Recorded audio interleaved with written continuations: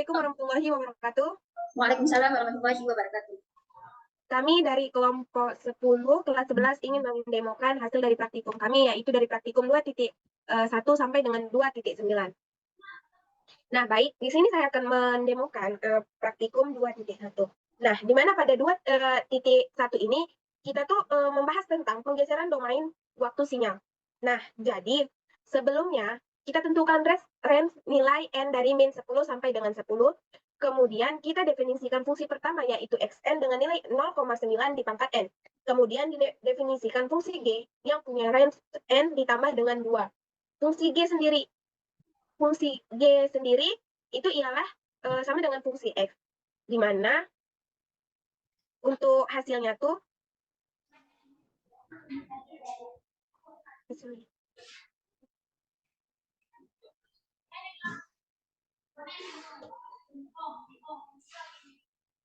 nah, jadi di sini kita udah mendapatkan hasil. Jadi pada gambar ini seperti biasa sinyal 1 dan sinyal kedua ini terjadi pergeseran domain waktu sebesar 2 satuan ke kanan dari fungsi atau sinyal pertama. Sekian dari praktikum 2.1. Selanjutnya akan dijelaskan oleh rekan saya di praktikum 2.2. Baik, di praktikum 2.2 ini bisa tidak itu ada pergeseran terhadap sinyal eksponen yaitu xn dari indeks 0 sampai dengan 10.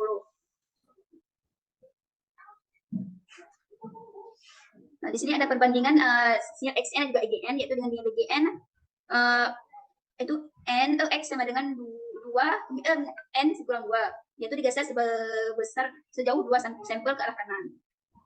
Nah, fungsi x ini yaitu nilai indeks n dan juga y ini merupakan sinyal dari gn.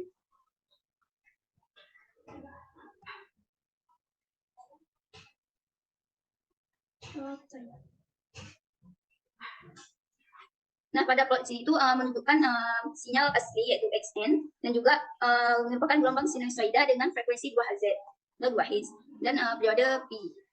Nah, yang kedua ini merupakan sinyal pergeseran sinyal waktu gn dan juga merupakan gelombang sinusoida dengan frekuensi 2 Hz dan juga merupakan periode pi. Tetapi yang gn ini dia bergeser ke arah kanan sebesar 2 pi. Nah, kedua sinyal ini tuh mempunyai bentuk dan frekuensi yang sama, namun karakteristik domainnya itu berbeda karena adanya pergeseran waktu. Sekian. Selanjutnya.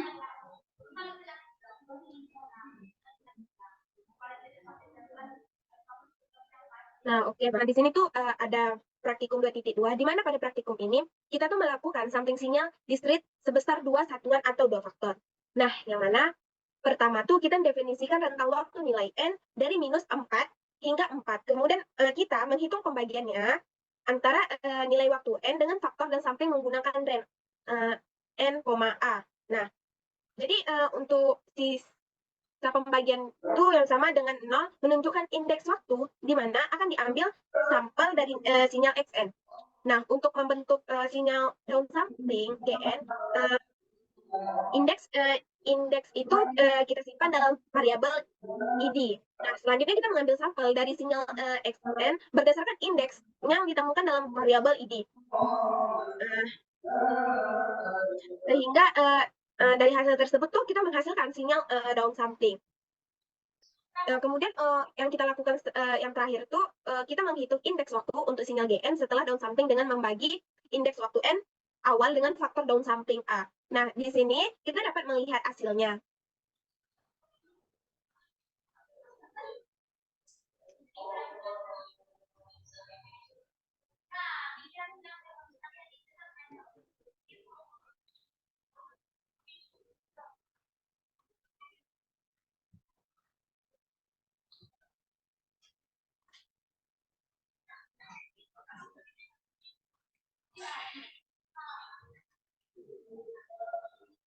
Nah, di sini kita dapat melihat di sini ada dua grafik dari sinyal original atau sinyal xn dan sinyal downsampling gn.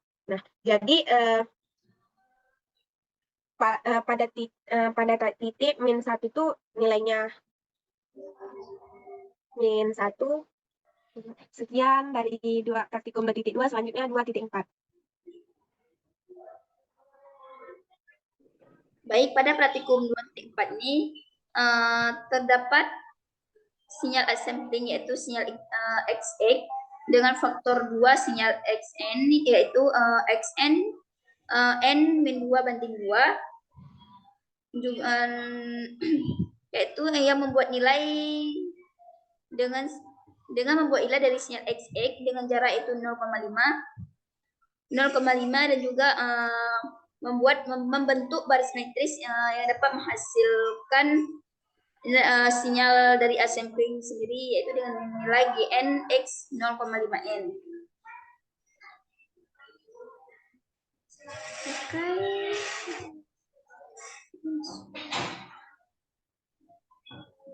Nah, pada plot yang dihasilkan di sini itu menunjukkan sinyal asli GN, di sinyal asli itu XN dan juga sinyal sampling.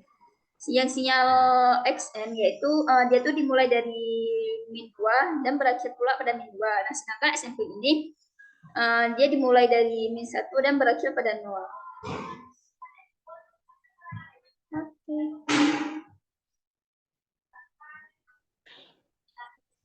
Oke, baik, kita pada praktikum 2.5 ini kita tuh disuruh memahami sebuah konsep pembalikan waktu yang mana merupakan refleksi sinyal terhadap sumbu waktu dengan titik tengah berada pada 0. Nah, pada baris pertama kode, di situ tuh kita mendapat sebuah rentang dari min 2 hingga 4. Dan amplitudonya diatur agar memiliki nilai yang sama dengan rentang tersebut. Nah, kemudian pada baris ketiga dilakukan sebuah operasi pembalikan waktu dengan mengganti tanda minus pada interval tersebut. Nah, dapat kita lihat dari grafiknya.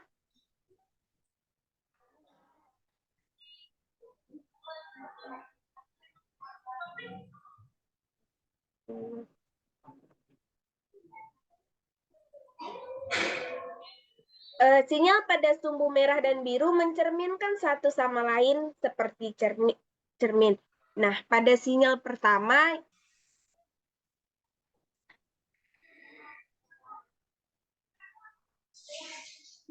atau yang sinyal yang berwarna biru ini, itu tuh sumbu waktu memiliki amplitudo sebesar 2 setelah dilakukan pembalikan waktu. Kemudian pada sinyal kedua atau sinyal yang berwarna merah itu amplitudonya 2 setelah berpindah ke sumbu waktu min 2. Jadi karena itu konsep pembalikan waktu ini ialah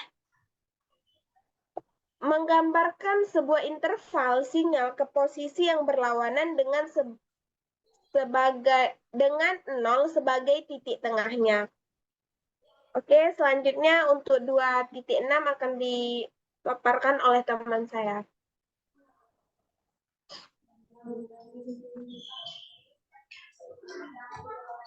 Baik, pada praktikum 6 ini itu terdapat sinyal N itu min 4 banding 1 banding 4 itu interval sampel. Nah, yang kedua baris kedua itu ada fungsi sinyal XN yaitu N pangkat 2. Yang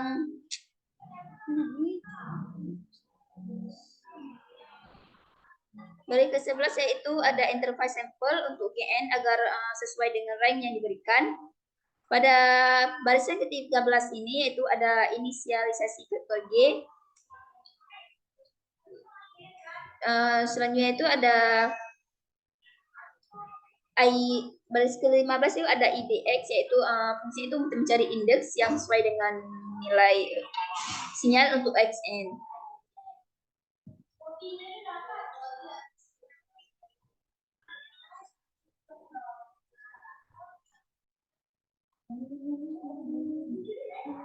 Nah, dapat dilihat yaitu yang pertama itu ada sinyal XN, yang kedua itu ada sinyal GN.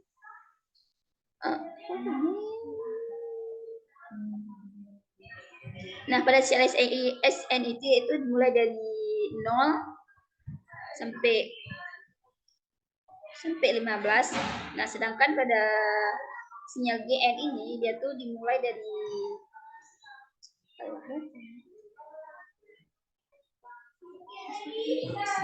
sial n itu dia diperoleh dari sial xn dengan kombinasi operasi pembalikan waktu, penskalaan dan juga pergeseran waktu.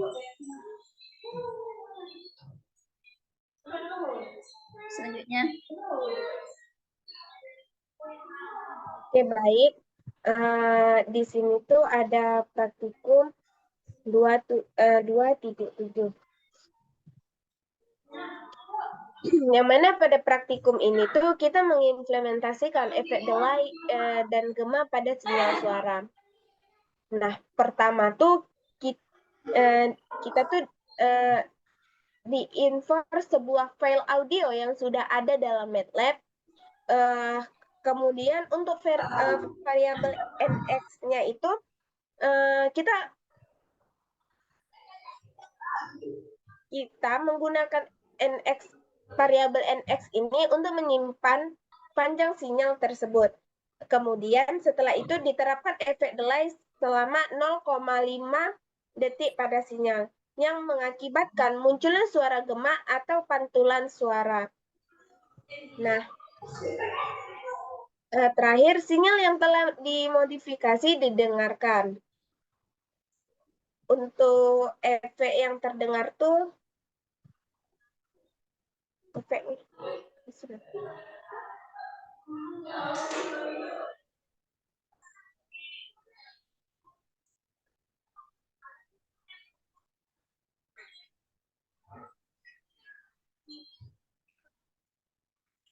Dengar, tapi nggak jalan.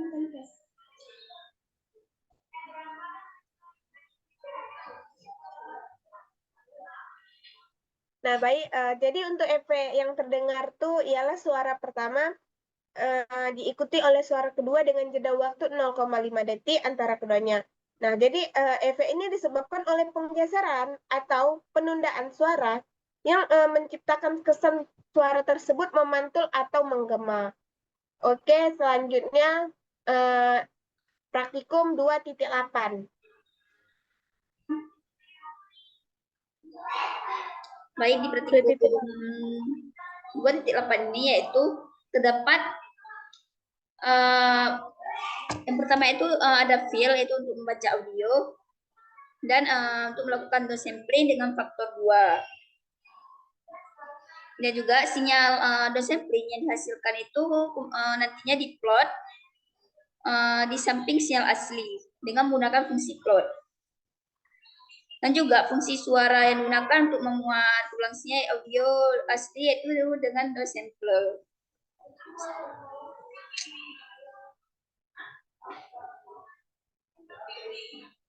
Nah, plot yang hasilkan intinya yaitu untuk menunjukkan sinyal audio asli XN dengan subplot atas dan sinyal audio dan sampel YN yaitu subplot bawah. Sinyal yang ingin diturunkan sampelnya itu memiliki setengah kecepatan sampel dari aja sinyal asli sehingga menghasilkan bandwidth yang lebih rendah dan mengurangi kompleksitas untuk langkah pemrosesan selanjutnya.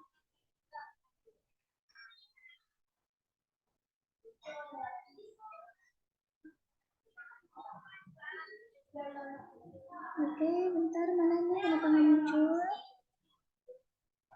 Wah, banyak kali nih itunya dia. Coba.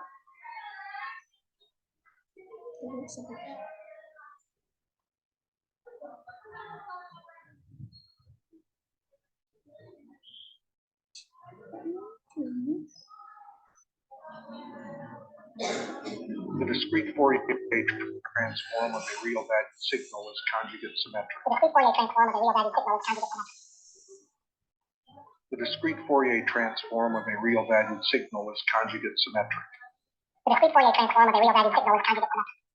Nah, yang pertama itu ada sinyal asli, yang kedua itu sinyal dari hasil downsampling.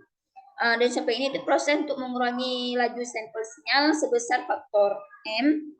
Dan juga hal ini dilakukan untuk mengurangi kompleksitas komputasi pada langkah pemrosesan selanjutnya atau untuk mengurangi kebutuhan pada penyimpanan sinyal.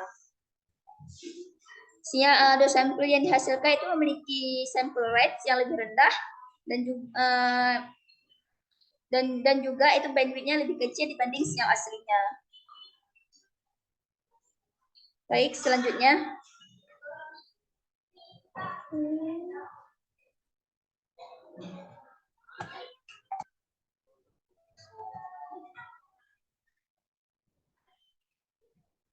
Praktikum 2.9 terus.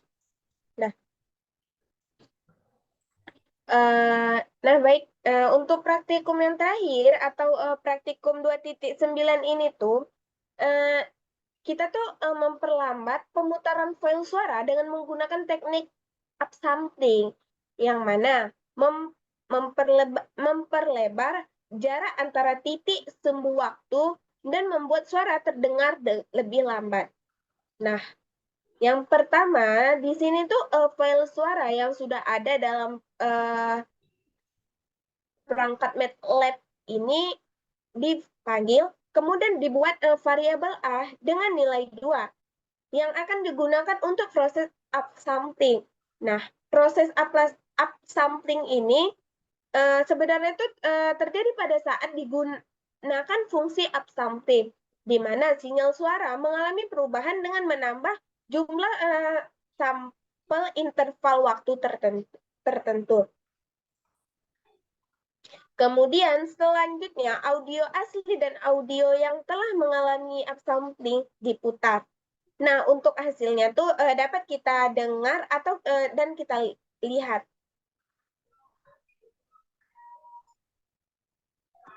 The discrete Fourier transform of a real valued signal is conjugate symmetric.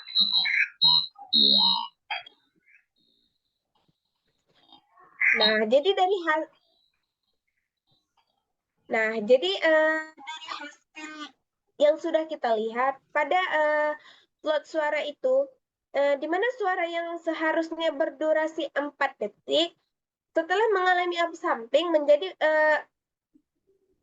durasinya tuh 8 detik. Nah, jadi hal ini tuh mengakibatkan suara terdengar lebih lambat karena jumlah sampel per detiknya tuh meningkat.